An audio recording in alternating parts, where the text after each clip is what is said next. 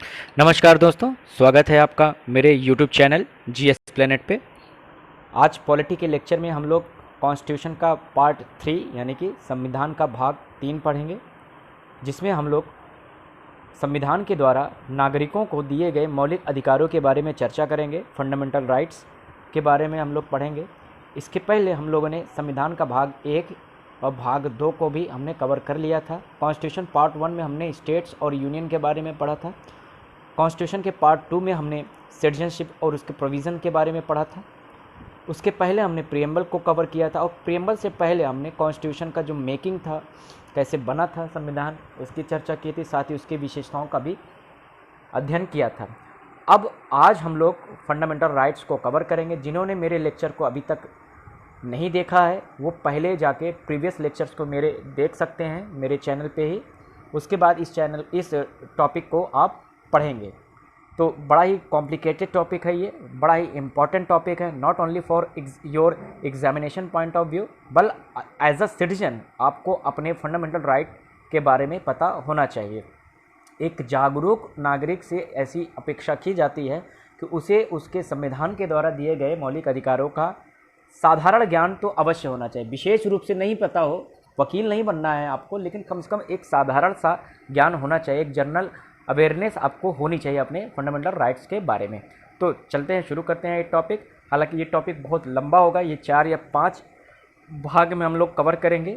तो इसका पहला पार्ट हम लोग कवर करते हैं। तो देखिए, सबसे पहले ये जानना हमारे लिए ज़रूरी है कि राइट क्या होते हैं, अधिकार क्या होते हैं, व्हाट आर राइट्स, या अधिकार क्या होते हैं। तो देखिए, सीधे से डेफिनेशन है, उसको मैंने यहाँ पर फ्रेगमेंट कर दिया है, विखंडित कर दिया है, ताकि आपको आसानी से आसानी से आपको समझ आ जाए।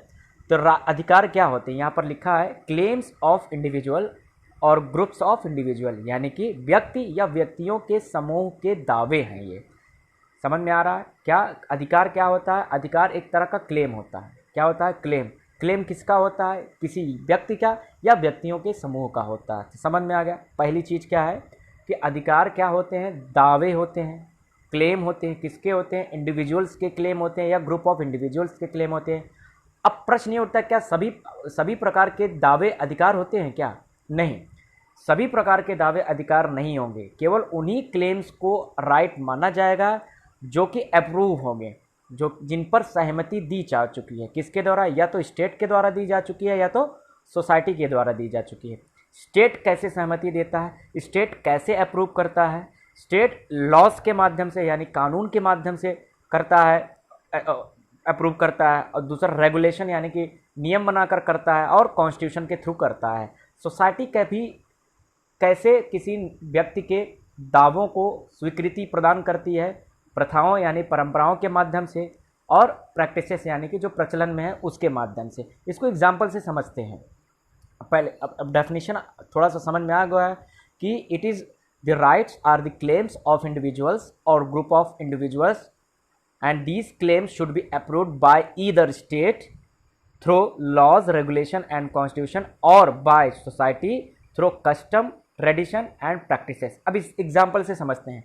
मान लीजिए जैसे कि कोई एक व्यक्ति है, उसने कहा कि ये ज़मीन का टुकड़ा उसका है।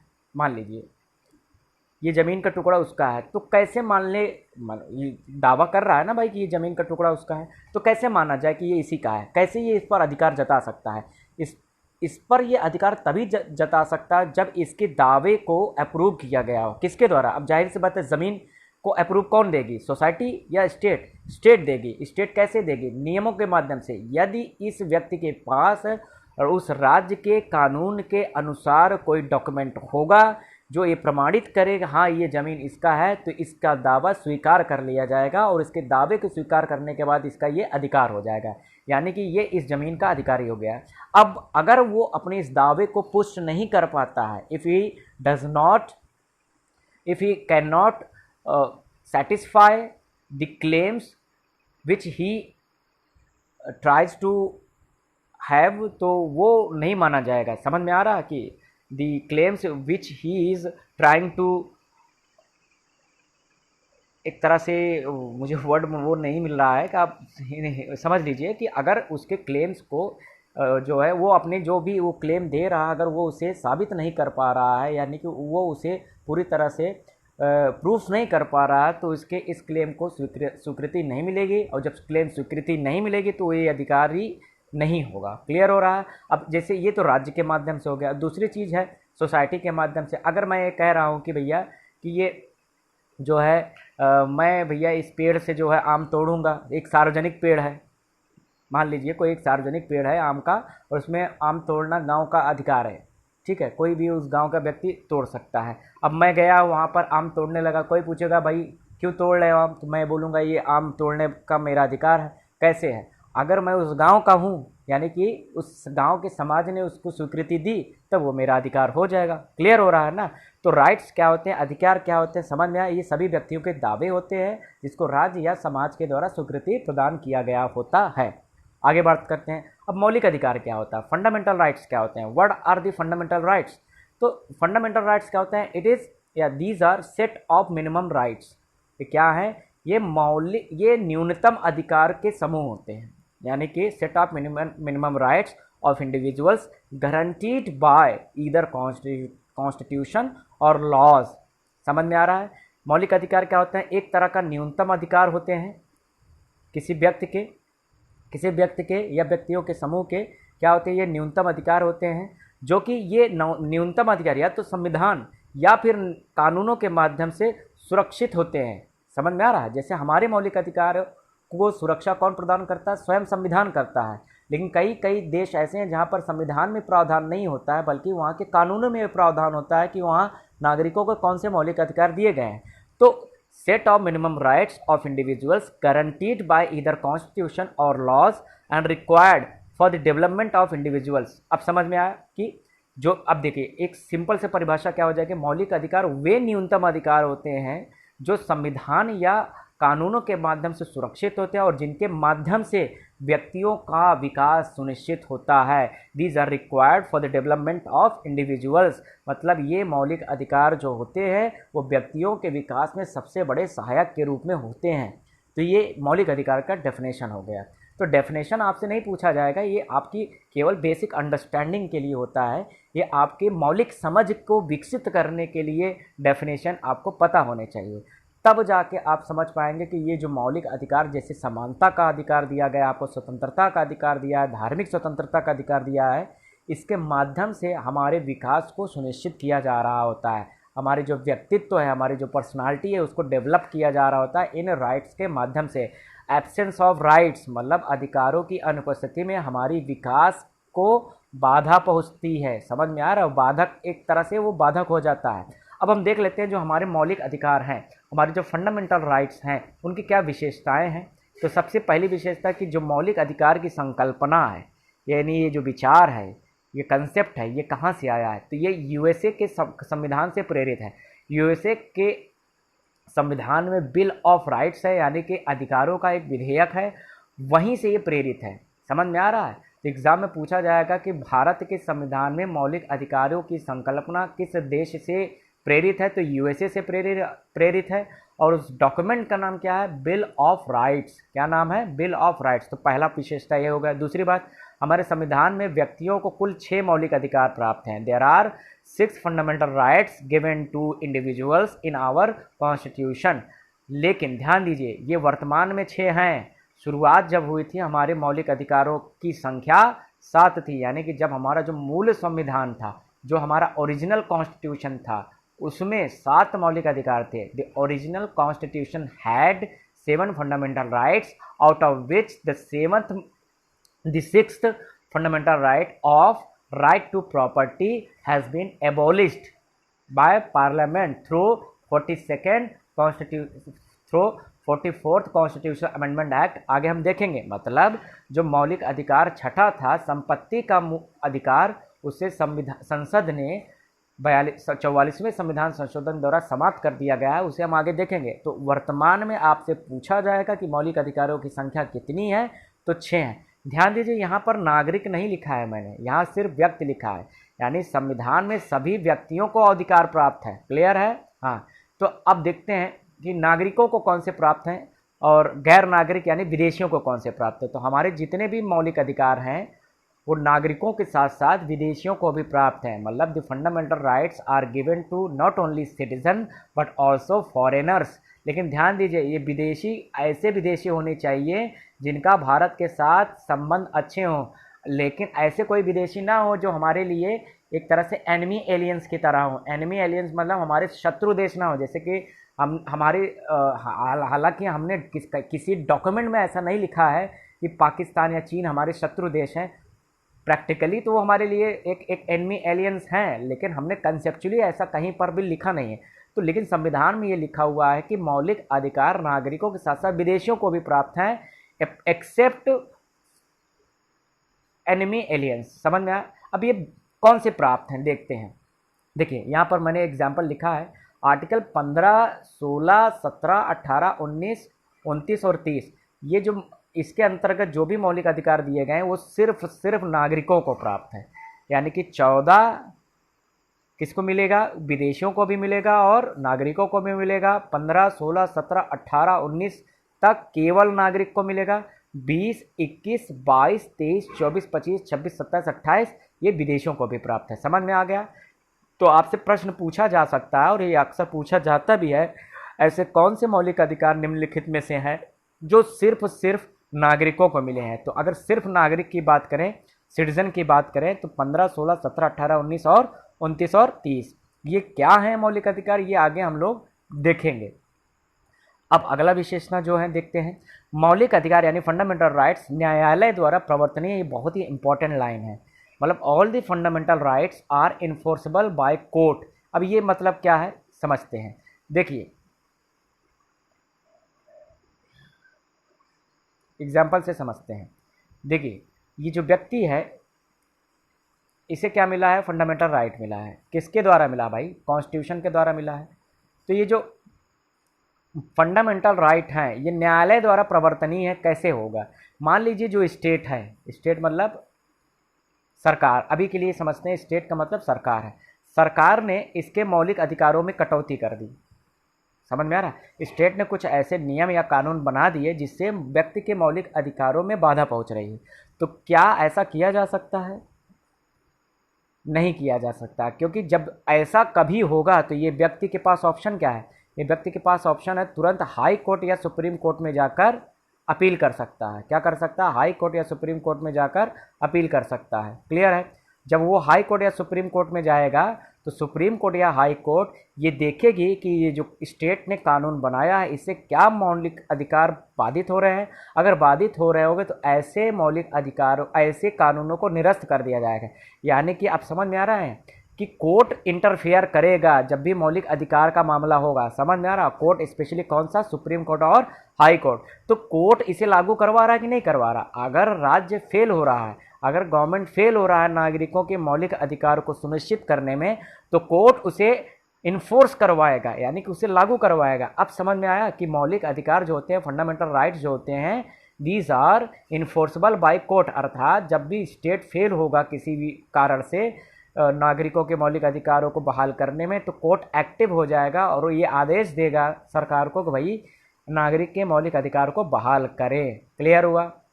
अब अगला पॉइंट देखते हैं, ये भी इंपॉर्टेंट पॉइंट है कि जो फंडामेंटल राइट्स हैं, मौलिक अधिकार है, ये नागरिकों को राज्य के विरुद्ध प्राप्त होते हैं। मतलब these fundamental rights are given to citizen against the state. अब ये समझ में नहीं आएगा, आगे अगली लाइन पढ़ते हैं और शायद क्लियर हो जाए। अर्थात यह नागरिकों को राज्य के मनमाने रवैये से सुरक्षा प्रदान करते हैं। देखिए वही जो मैंने अभी पिछला समझाया था उसी का ये मिलता जुलता है। इसको कैसे समझते हैं देखते हैं। देखिए क्या कर रहा है कि स्टेट के विरुद्ध प्राप्त होता है। अब देखिए स्टेट को हमारे एक हमेशा से एक कहावत है कि स्टेट और जो सिटीजन होते हैं एक दूसरे के विरोधी होते हैं। स्टेट वर्सेस सिटीजन, ठीक है, नागरिक। स्टेट क्यों बनाया? देखिए जो लोकतंत्र होता है, जो डेमोक्रेसी होती है, उसमें स्टेट और सिटीजन के बीच में एक तरह का संबंध होता है, यानी कि कॉन्ट्रैक्ट होता है। कॉन्ट्रैक्ट का मतलब होता है कि हम स्टेट इसलिए बनाए हैं ताकि वो सिटीजन की प्रोटेक्शन दे सकें। क्या कर सके? सिटीजन को प्रोटेक्शन दे सकते हैं, उन्हें अवसर दे सके आगे बढ़ने का, और उनकी संपत्ति, उनके जीवन और उनके विचारों को वो सुरक्षित रख सकें। इसलिए हम स्टेट का निर्माण करते हैं। समझ में आ गया? तो स्टेट की ड्यूटी क्या होती है? सिटीजन को प्रोटेक्ट करना, उनके प्रॉपर्टीज़ को प्रोटेक्ट करना, उनके आइडियोलॉजीज़ को प्रोटेक्ट करना, उनकी लाइफ को प्रोटेक्ट करना। समझ में आ रहा है? ये स्टेट की जिम्मेदारी होती है। क्लियर है? तो स्टेट पावरफुल होता है, कुल मिला के स्टेट पावरफुल होता है। लेकिन अब स्टेट इतना ज़्यादा अगर पावरफुल हो जाए जिससे वो सिटीजन को प्रोटेक्ट करने के बजाय उनको डिक्टेट करने लगे, डिक्टेट मतलब उन पर अपने अधिकारों का ज़बरदस्ती जो है शोषण करने लगे। समझ में आया? जैसे कि बहुत सारे अथॉरिटेरियन देश में होता है, जैसे कि पाकिस्तान पर अक्सर ये आरोप लगते हैं कि वहाँ पे जो आर्मी रूल होता है, आर्मी डिक्टेट करती है। तो आर्मी डिक्टेट कर रहे हैं यानी नागरिकों के वो अंदर, नागरिकों के जो मौलिक अधिकार है वहाँ पर वो ख़त्म हो रहे हैं, वो वहाँ पर समझ में आ रहा है, उसको डाइल्यूट किया जा रहा है। तो इसीलिए तो क्या होता है, स्टेट को अगर स्टेट को ज़्यादा पावर दिया जाएगा तो सिटीजन कमज़ोर हो जाएगा, और स्टेट को पावर अगर कम करेंगे तो सिटीजन मजबूत होगा। तो डेमोक्रेसी का लक्ष्य ही यही है कि सिटीजन सेंट्रिक होना चाहिए, वो स्टेट सेंट्रिक नहीं होना चाहिए, वो सिटीजन सेंट्रिक होने मतलब नागरिक केंद्रित होना चाहिए। हमारी सरकार का यही दायित्व होना चाहिए, हमारे संविधान का यही दायित्व होना चाहिए कि वो नागरिकों को मजबूत करे। क्लियर हो रहा है? तो मौलिक अधिकार क्या करते हैं? मौलिक अधिकार जो है हमारे जो दिए गए हैं वो राज्य के विरुद्ध दिए गए ताकि राज्य अपना मनमाना व्यवहार ना कर सके। क्लियर हुआ? अब ये राज्य क्या है? यहाँ संविधान ने बताया कि भैया राज्य के विरुद्ध मिला है, तो आखिर किसके विरुद्ध मिला है? राज्य को यहाँ परिभाषित किया गया है, इस राज्य के अंतर्गत क्या क्या आएंगे। तो हमारा जो संविधान का आर्टिकल 12 है वो ये कहता है कि भैया जो राज्य है, और जो राज्य है उसमें ये 4 तत्व शामिल होते हैं। कौन कौन? यूनियन एंड स्टेट लेजिस्लेचर यानी संघीय व राज्य विधायिका, संघीय विधायिका यानी संसद, और राज्य विधायिका यानी राज्य की विधानमंडल। यानी कि राज्य के अंदर, समझ में रहा, स्टेट के अंदर क्या माना जाएगा? जो कानून बनाने वाली संस्थाएं हैं। और फिर दूसरी चीज क्या है? जो यूनियन एंड स्टेट एग्जीक्यूटिव मतलब उस कानून का क्रियान्वयन करने वाली जो संस्थाएं, जैसे कि सरकारें जो होती है, केंद्र सरकार और राज्य सरकार। तो केंद्र सरकार, राज्य सरकार, संसद और विधानमंडल ये किसके अंग होते हैं? ये स्टेट के अंग होते हैं। तीसरा लोकल गवर्नमेंट, स्थानीय सरकार, जैसे नगर पालिका और पंचायत, ये तीसरा इसके अंग है। और चौथा अदर अथॉरिटीज़। अदर अथॉरिटीज़ का मतलब जैसे कि पुलिस है, पुलिस विभाग है, ट्रांसपोर्ट विभाग है, अलग अलग जो गवर्नमेंट अथॉरिटीज़ होती हैं उनको भी इस सरकार के अंग में, राज्य के अंग में शामिल किया गया। मतलब समझ में आ रहा है कि स्टेट को डिफाइन कर दिया गया भैया ये जो 4 अलग अलग संस्थाएं हैं ये चारों मिलकर स्टेट का ही अंग हैं। तो ये चारों मिलकर इस तरह से कार्य करेंगे जिससे मौलिक अधिकार नागरिकों के प्रभावित ना हो। मतलब समझ में आया? अर्थात अगर संसद कानून बनाएगी तो ऐसे कोई कानून नहीं बनाएगी जिससे सिटीजन के फंडामेंटल राइट वायलेट हो। क्लियर हुआ? यूनियन एंड स्टेट एग्जीक्यूटिव मतलब कार्यपालिका ऐसे कोई आदेश जारी नहीं करेगी जिससे नागरिकों के मौलिक अधिकारों का उल्लंघन हो। लोकल पंचायत नगर पालिका इस तरह से शासन नहीं करेगी जिससे लोगों के मौलिक अधिकार बाधित हों। और ऐसे ही सभी अथॉरिटीज़ के भी बारे में बात करता है। क्लियर हो रहा है? यानी कि एक तरह से स्टेट पर लगाम लगा दिया गया है कि उनके जो भी एक्शन हैं वो किसी भी तरह से फंडामेंटल राइट्स के लिए इनकंसिस्टेंट नहीं होने चाहिए। क्लियर हुआ? अब एक्शंस की बात करते हैं। आर्टिकल 13, आर्टिकल 12 तो बता दिए कि स्टेट ऐसा कुछ नहीं करेगी। अब आर्टिकल 13 कहता है, थोड़ा और डिफाइन करता है। आर्टिकल 13 कहता है, ध्यान से इसको पढ़ लीजिएगा, थोड़ा सा मुश्किल होगा लेकिन आगे मैं समझा दूंगा। संविधान अनुच्छेद 13 के माध्यम से ऐसे किसी कानून बनाने से संसद और राज्य विधानसभाओं पर प्रतिबंध लगाता है जो नागरिकों को प्रदत्त मौलिक अधिकारों में कटौती करता हो या उनसे वंचित करता हो। अनुच्छेद 13 के प्रावधान मौलिक अधिकारों की सुरक्षा सुनिश्चित करने हेतु हैं और ऐसे किसी भी कानून को शून्य घोषित करता है जो मौलिक अधिकारों की अवमानना करते हों या इनके साथ इनकंसिस्टेंट यानी असंगत हों। मतलब समझ में आ रहा है कि अनुच्छेद 13 क्या कह रहा है कि जो मैंने अभी पिछले स्लाइड में बात की कि संसद या विधानसभाएं ऐसे कोई कानून नहीं बनाएंगे जो मौलिक अधिकारों के खिलाफ हों या उनको डाइल्यूट करते हो, उन्हें भंग करते हो। यदि ऐसा कोई कानून पाया जाता है जो किसी भी मौलिक अधिकारों के विरुद्ध हो तो ऐसे कानून को रद्द कर दिया जाएगा, शून्य घोषित कर दिया जाएगा। क्लियर हो रहा है? यानी आर्टिकल 13 क्या कर रहा है? ये प्रोटेक्ट कर रहा है, स्टेट के एक्शन को लिमिट कर रहा है कि भैया कि आप संभाल के कानून बनाइए, आप कानून ऐसा बनाइए जो मौलिक अधिकारों को सुरक्षा प्रदान करे, कि उसे ख़त्म नहीं करना है। क्लियर हुआ? आगे अगर ऐसा होता है तो कौन एक्शन लेगा इस तरह के कानून को रोकने के लिए? वही कह रहा, अनुच्छेद 13 न्यायिक समीक्षा के लिए एक संवैधानिक आधार प्रदान करता है, क्योंकि वह उच्चतम न्यायालय और उच्च न्यायालयों को यह अधिकार देता है कि वे संविधान पूर्व कानूनों की व्याख्या करें, और यह तय करने का अधिकार देता है कि ऐसे कानून वर्तमान संविधान के मूल्यों और सिद्धांतों के सुसंगत हैं या नहीं, मतलब कंसिस्टेंट हैं या नहीं। अगर प्रावधान यानी प्रोविज़न वर्तमान कानूनी ढांचे के साथ आंशिक या पूरी तरह से विरोधाभासी हैं यानी कॉन्ट्राडिक्टरी हैं, तो उन्हें निष्प्रभावी यानी नल एंड वाइड कर दिया जाएगा जब तक कि उनमें ऐसा कोई संशोधन ना किया जाए, यानी कि बदला ना जाए। इसी प्रकार संविधान लागू होने के बाद कानूनों को उनकी अनुकूलता को साबित करना होगा। कुल मिला के घुमा फिरा के वही बात है, ध्यान दीजिए, आगे समझते हैं इसको।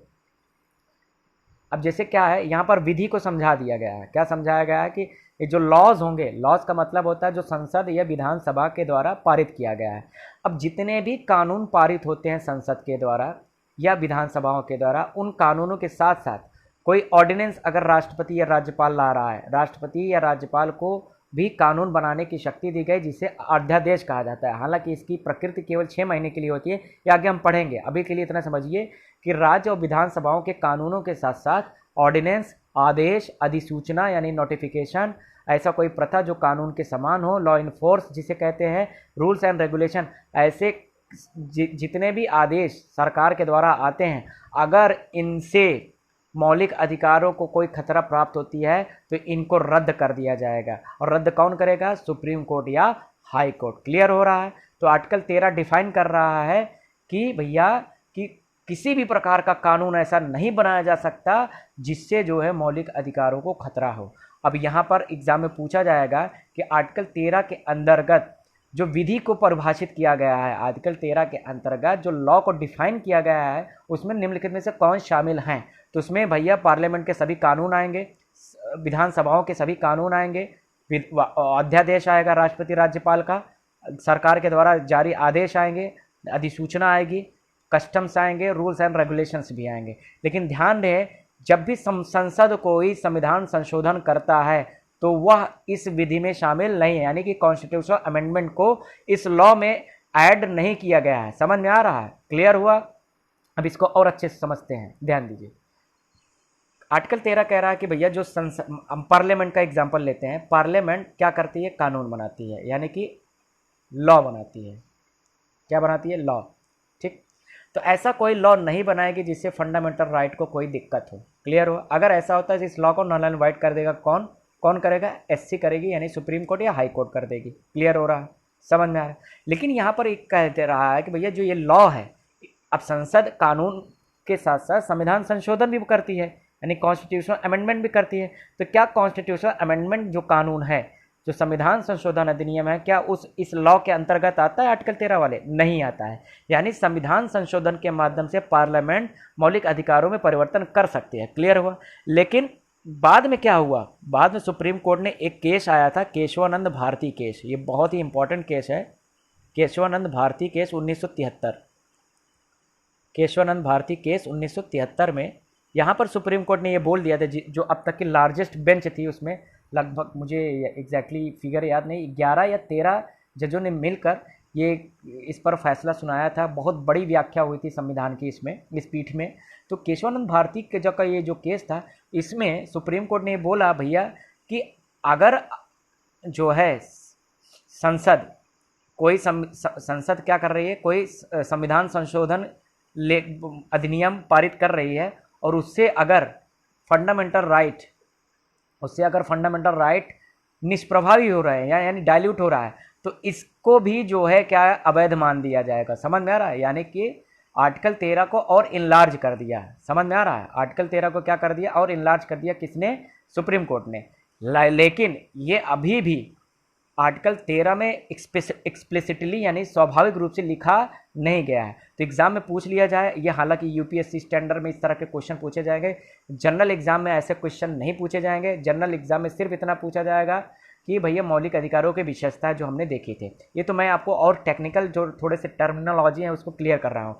तो लॉ जो आर्टिकल 13 में बताया गया है उसमें संविधान संशोधन को शामिल नहीं किया गया है, लेकिन इसके बावजूद भी संसद को ये पावर नहीं है कि वो जाके किसी भी प्रकार के मौलिक अधिकारों में नकारात्मक संशोधन यानी नेगेटिव अमेंडमेंट करे। पॉजिटिव फ्रेम ऑफ माइंड से कोई अमेंडमेंट करती है तो कर सकती है। इस फंडामेंटल राइट्स में संशोधन हुए हैं, जैसे कि आर्टिकल 21A जोड़ा गया शिक्षा का कानून, तो उसने अधिकार को और ज़्यादा बढ़ाया। तो अमेंडमेंट किए जा सकते हैं, लेकिन उसके मूल प्रभाव को ख़त्म नहीं किया जा सकता। क्लियर है?